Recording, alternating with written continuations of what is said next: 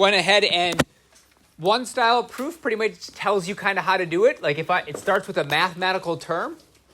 We find that mathematical term in our pink sheets. Linear pair led to supplementary. Supplementary led to 180. And then we use substitution to replace that particular information. Now, we have a test. Not right now. Let's actually look at the sheet real quick, because we have some weird stuff happening. So remember, we have 2.5. We'll finish 2.5 today. That homework will be due Friday. On Friday, we'll have a new lesson. That lesson has 2 homeworks on it. Both of those homeworks are due that following Friday, because we don't have class on Monday. We don't have class on Wednesday, so I won't see you till Friday, which means it is on you to get that stuff done and ask questions if you're not sure how to do stuff. It is not just copy the answer key, because we will have a review day, and then we'll have a test on this stuff. So you basically have a week to kind of teach yourself how to do a lot of this stuff. I'll give you support, but really, proofs are just you need to try the stuff. You need to try it, you need to fail. You need to try it, you need to fail. You need to try it, you need to then succeed. Like, it's going to be failure. We're going to get stuck on things. We're going to keep trying stuff, okay? Are we clear on that? And then we have that test on Wednesday the 18th. It's going to be a smaller test. I'm thinking it'll be like 30 points. What's probably going to happen is, let's go back to this thing. For those of us following around, probably about a third of the test will be this type of problem. And you'll see on your homework, it's about half your homework. About half your homework is this kind of thing, where I just give you a step, and you have to defend why that step is possible. So let's go ahead and take a peek at this one. So A, we could have had A on that last test we took, which we'll get our test back on. Your grades are in. They've been in for a couple days. You'll get our test back on Friday. All right, we still have one more person that has to take it. We'll get it back on Friday. If you'd like it after school, I could give it to you after school as well. All right, so this could have been on our first test. I had 2x plus 9 equals 19, and then also the next step has 2x equals 10. What happened between these two steps? We subtracted 9, right? And what property allows us to subtract on both sides? Subtraction po, or our sub po. So I'm just going to go, subtraction property of equality. I don't need to show the steps. I just need to say what property allowed me to do that, and that's it. So that's a third of your test is doing problems like that. My next one, I have O to W. Then it says W is congruent to L. And then finally it says O is congruent to L. It would be, do we agree with transitive property? Substitute. So I heard substitute, I heard transitive. Anyone else want to join in or join either one of those two camps? Transitive? Transitive? I think transitive is the better answer here. I could get on board with substitution because we did replace something. But remember, transitive is if I have O going to W and W goes to W, right? Because they're the same thing. That's our transitive property. Remember how I said it's kind of like transitive? When I think of transitive, I think of building a train where O and L are hooked up through W. We have 3 cars. We have car O connected to W. W is connected to L. So that means O and L are connected. They're on the same train, right? So that's our transitive property. It would be the better one for this one. So we'll go transitive. Lacey, does that make sense? Because I could get behind substitution as well. They're very, very close. All right. My next one, we have angle E. And please don't shout an answer. I want everyone to kind of think about it. I have angle E equals angle T. And then they flip to be measure of angle T equals measure of angle E. There's a property on your sheet that allows you to just flip. So if you're not sure, take a peek at your pink sheets. Well, I take attendance real quick. Hang on. Don't shut on anything. It's going to be your job to figure out what page it's on or where to look. No, what'd you get? It is the symmetric property. The symmetric property allows it to flip. The symmetric property is actually on a couple of your sheets. I believe it's on your segment, your angle, and on your other pink sheet. Remember, we can use all these pink sheets on the test. This is our symmetric. Something that can help you and doesn't take a lot of time. Whenever you're just sitting around doing nothing, just look at your pink sheet and look at all the different properties that are on it. Not like you're memorizing them. Just start looking them over. It takes like maybe 5 minutes to look over the stuff on the pink sheets. Because we need to eventually be able to just go, oh, this is symmetric. Because your life's going to be easier if we just know it and don't have to find it on our sheets. All right, the next one says AR is congruent to TY, and it says TY is congruent to AR. It's also symmetric. So symmetric works if you have an equal sign. It also works if you have a congruent symbol. That is also symmetric. I don't know. That's okay. Try the next two. One of them was from the previous. Actually, we could have done both of these on the previous test.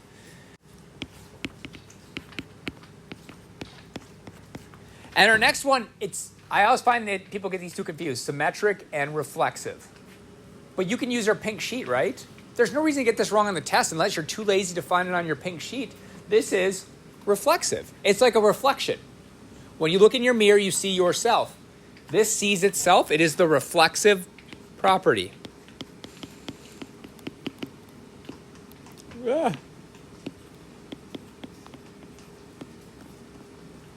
Okay, here's the good news. These next two proofs are to prep us for Friday and next week's stuff.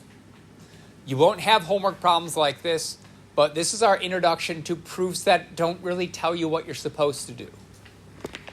I venture to say, if you paid attention to what I said here and actually use your pink sheets, these aren't that hard. I say linear pair. You write down what it says linear pair on your pink sheet. Don't make assumptions. It says supplementary is linear pair. Then you look up supplementary. Supplementary says equal 180. It tells you what to do. This next one will not tell you what to do. But it's a style of proof that's repeated over and over and over.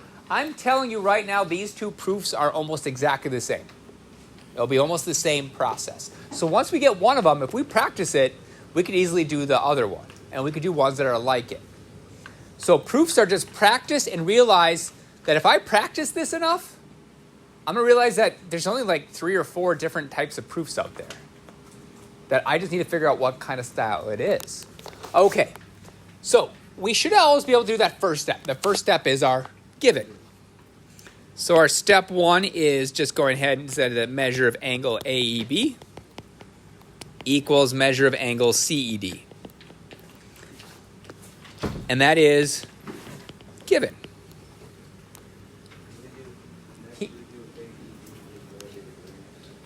No, because we don't know that. You can't just look at a picture. If I put a box on it, we could have. But there's nowhere it says that it equals 90 degrees. We can't make assumptions by what a picture looks like. So what we're going to do instead is, what I strongly suggest doing is draw on your picture. Because if we draw stuff and we put comments about what I want to do, we might not even get the proof correct, but we can still get a ton of points even if I don't write anything. So what I'm going to do is, hey, I'm going to put AEB and CD. I'm going to mark it up here. Now remember, if you're not sure how to name an angle, trace it with your finger. If I say AEB is congruent to CED, that's where I put those 2 marks, saying they're congruent. So sometimes when I'm grading a proof, I give you a half point for writing your given, and I give you another half point for drawing on the picture. All right, so now we have 1 point, and I didn't do anything on that proof. Worth it. Worth it in case we mess up the proof. I have some points to back up on. Okay. Now, we need to prove that AEC is congruent to DEB. So let's recognize what those angles are. AEC is this big angle here. And DEB is this angle here. So how I'm going to kind of mark that is I'm going to say, I want to know something about this angle and this angle. If you had colored pencils, you might even color in the 2 angles. But we need to signify kind of what we're trying to prove. We're trying to prove that those two things are, in fact, equal to each other. Now, before we prove anything, it's a good idea to kind of figure out if we believe it's true. Don't write these numbers on yours. I know some of you are going to because you're not paying attention. Don't write these numbers. I just want to make sure that we understand that this is, in fact, a true statement. So I'm going to make up two numbers. I'm going to say that this is 20 degrees. If that's 20 degrees, what's that? 20 degrees as well. Let's say that this is 40 degrees here. What's the measure of AEC then, if this is 20 and this is 40? 60. What's the measure of BED then? Are they both the same? Yes. No matter what numbers I pick, they'll always be the same. That's what we want to prove. I want to prove, without putting numbers in there, that that in fact is true. Now, here's the weird thing about proofs, because you need to take a step. You need to take a step. You can't just stare at it. You can't make stuff up. What we need to realize is I need to get from AEB to start talking about this big angle here. Did I talk about AEC yet in my proof? No. So it might be a good idea to think about, is there a way I can talk about it? My step 2 is to talk about measure of angle AEC.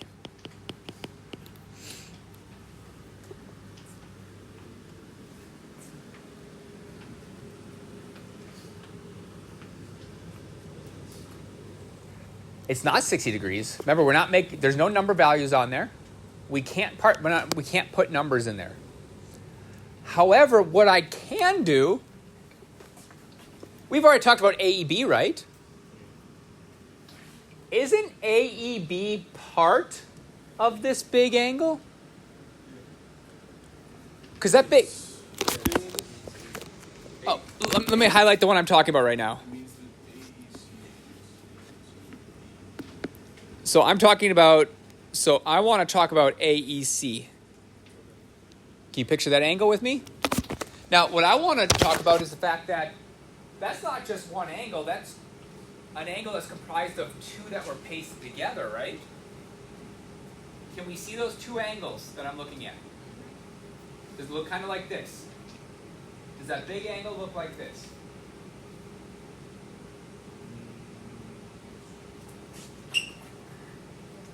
We okay with it now? Does that make sense? Well, what I have here are actually two angles that were pasted together. So I'm allowed to talk about this one is made up of two smaller angles. And I'll talk about why I'm going to do that after I do it. So I'm going to go ahead and say, you know what? AEC is actually two angles added together, and that would be angle AEB plus BEC would make that whole thing. That's the two smaller angles, okay? So we're going to say measure of angle AEC equals measure of angle AEB plus that BEC. When I add these two angles together, they make the big angle. So I have AEB plus measure of angle BEC.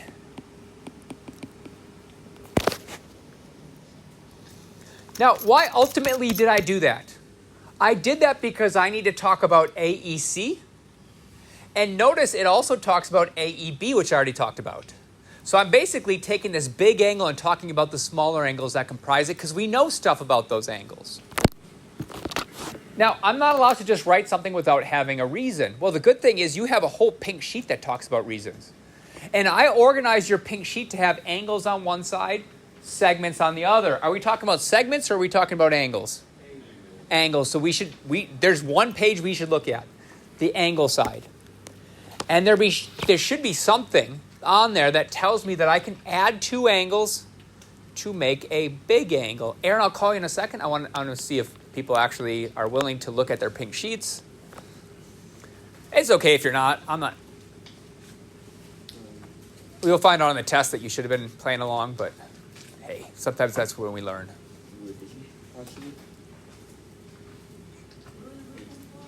So we're just looking on the angle page. Remember, we're talking about angles, so there's only one page that talks about angles. And I'm looking for something without yelling it out. If I'm adding two angles together, it can make a bigger angle. Once again, we're not shouting out an answer. We're giving everyone a kind of a fair chance to look at it. There's only so many things on that page. Aaron, I said I'd call on you. What did you come up with? Holy cow. Adding angles is an angle addition postulate. The only really reason I needed the pink sheet is to know it's a postulate, because we do have to put postulate on there.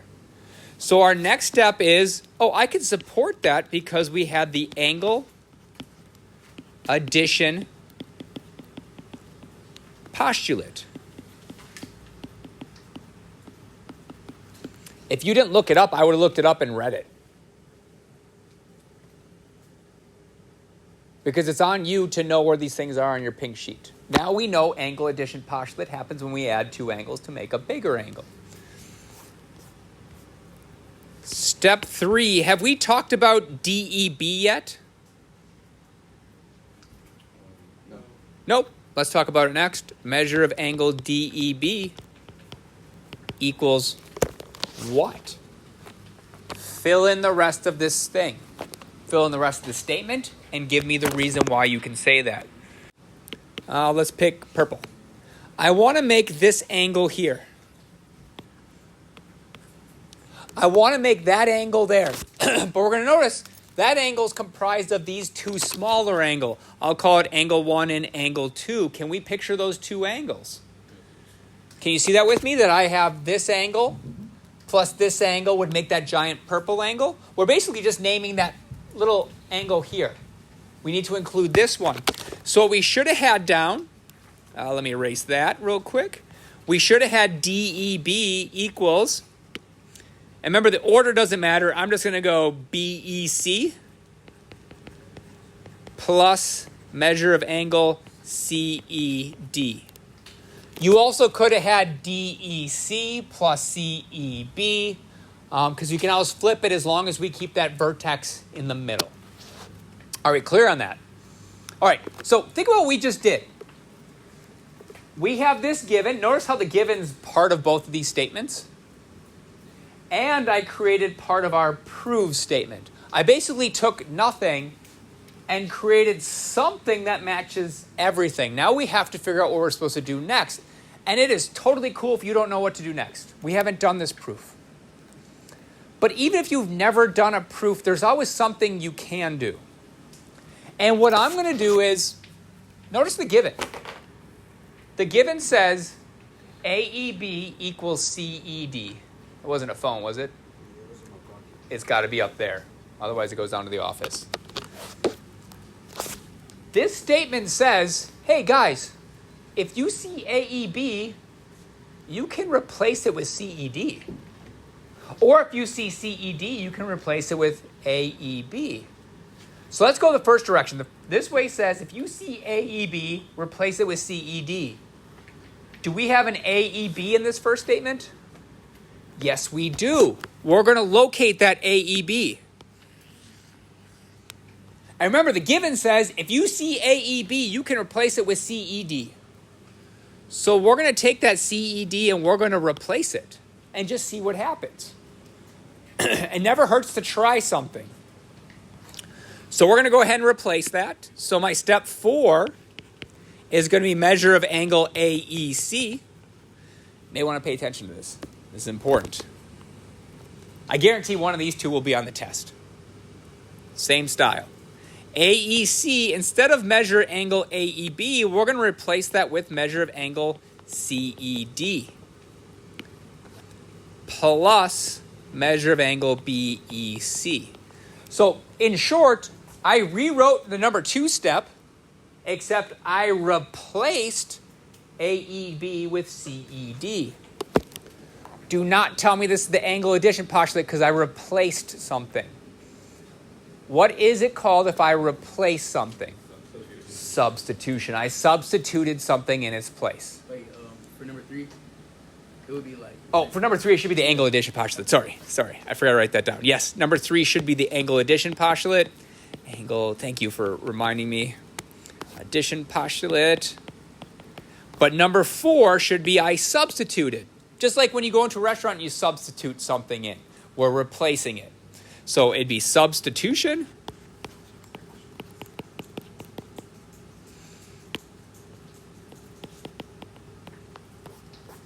Now watch my 5th step.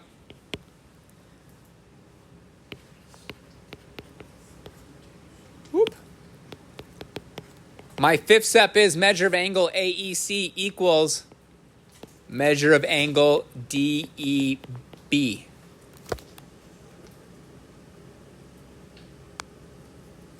I finished the proof. How did I finish that proof? You can keep your hand down for a little bit. I want everyone to think about this. How did I finish this proof? How did I go from these 2 statements to being done? To say that, yes, these 2 angles are the same.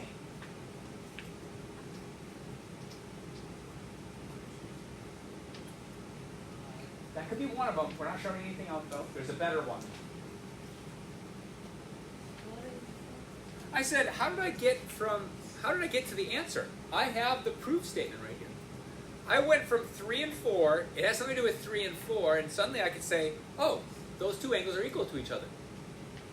I went from 3 and 4 to actually saying that this is congruent to that. How?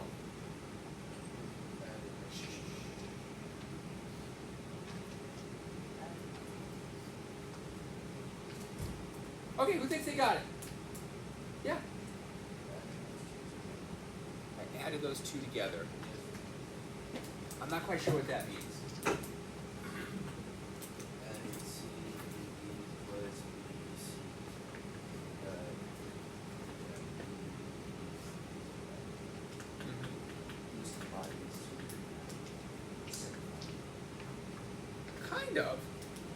Kind of think what you're saying. I think you're on the right path. It's not a clear cut, though. Aaron. Wouldn't we use both the substitution property?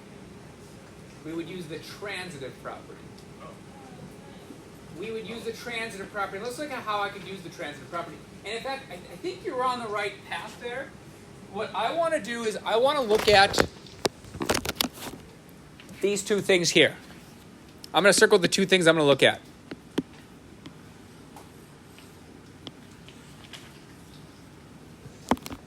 What do we notice about these 2 statements that I circled? What's 3 plus 2? What's 2 plus 3? So BEC plus CED is the same thing as CED plus B. These are the same, right? These are the same thing. They link together. These are the same statement. Well, if DEB and AEC equal the exact same thing, they must be equal to each other. And that is our transitive property because they're hooked up by the same thing. You could have used substitution, but transitive is a much better reason for this one. We have transitive.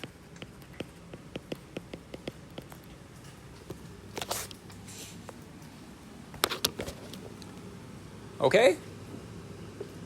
What's the word in red right there? I can't see it. Same. These equal the same thing. They're the same thing. BEC plus CED is the exact same thing as CED plus BE. If they're equal to the same thing, they must have been equal to begin with. It's kind of like if A equals 5 and B equals 5, then A must equal 5, right? You agree with that? Okay, our next proof is the exact same thing, except it's segments, and we have one small change. Our given is AB is congruent to CD. That's our given. Here's one big difference between the other one. I don't like dealing with congruent symbols because you can't use like subtraction property of equality. You can't use a whole bunch of the different things. So I'm going to immediately go, I don't want to deal with congruent symbols. I want to change that to an equal symbol. So my step 2 is actually going to be AB equals CD. It's on your sheet. It's on your pink sheet. Anything I do is on your pink sheet. What allows me to go from a congruent symbol to an equal symbol or an equal symbol to a congruent symbol?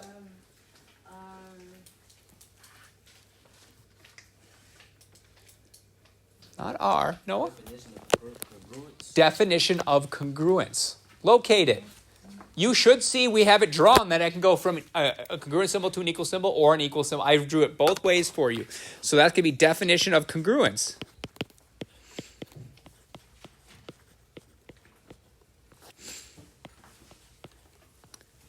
Remember on the angle one where I said two angles together make a big angle?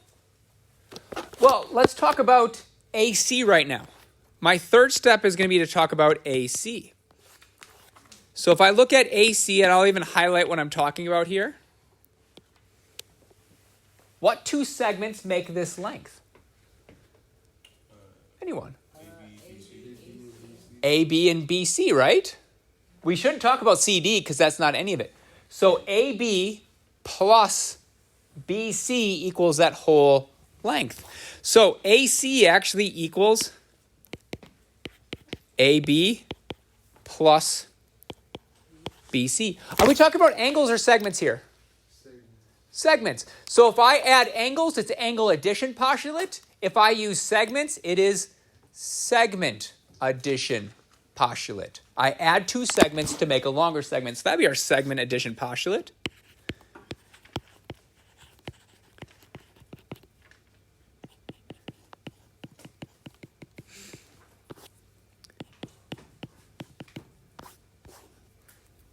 Can someone raise your hand and tell me what BD is comprised of?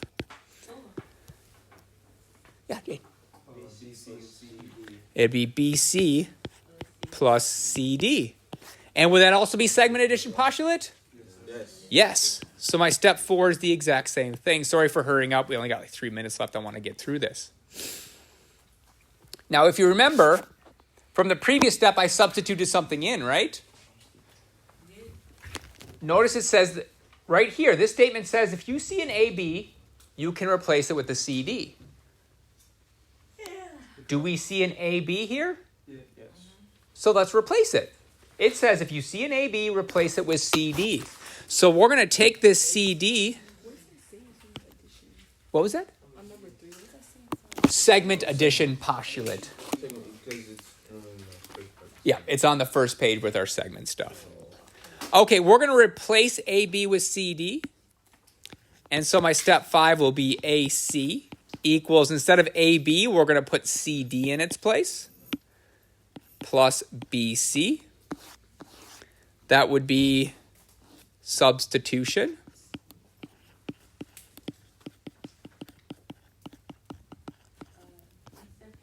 Yep.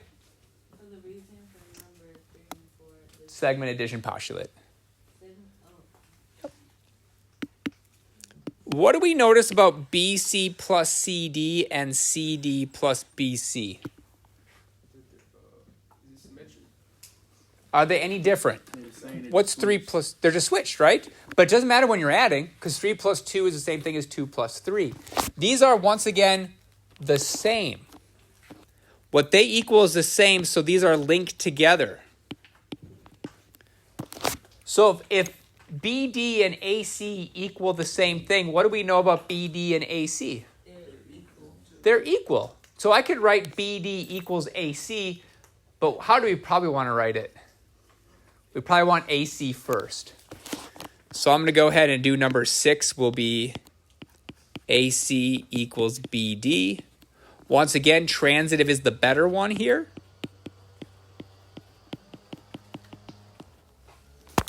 Now, I told you there's that one small twist that's different. Basically, the same proof, right, that we just did? But I had to go from congruent to equal. Does my prove have an equal symbol in it? Yeah. No, that's a congruent symbol. So I need to go from an equal symbol back to the congruent symbol. What was that? Is that its own step? It is. That is its own step. And what's the reason for that? Definition of congruence.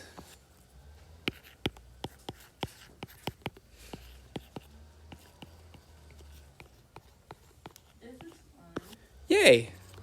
And I'm going to tell you, most of the proofs that you'll be doing in this class are more scaffolded, where I have some of this stuff already laid out for you, so you're not like in the dark trying to figure out stuff. But this is one style of proof. proof. One of these two things will be on your test, but this same style where we have to do that stuff. All right, any questions for me? All right, technically